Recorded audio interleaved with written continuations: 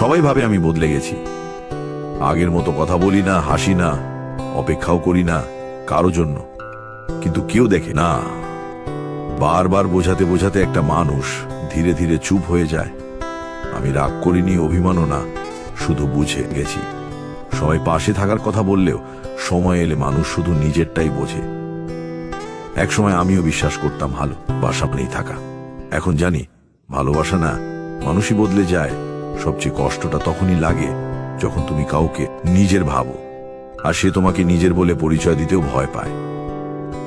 আমি দূরে সরে যাইনি, শুধু জায়গাটা ছেড়ে দিয়েছি, কারণ বুঝে গেছি আমার থাকা না থাকায় কারো জীবনে তেমন কিছু বদলায় না। সবাই শক্ত হতে শেখায়, কিন্তু কেউ শেখায় না ভিতরে ভেঙে গিয়েও কিভাবে স্বাভাবিক থাকার অভিনয় করতে হয়।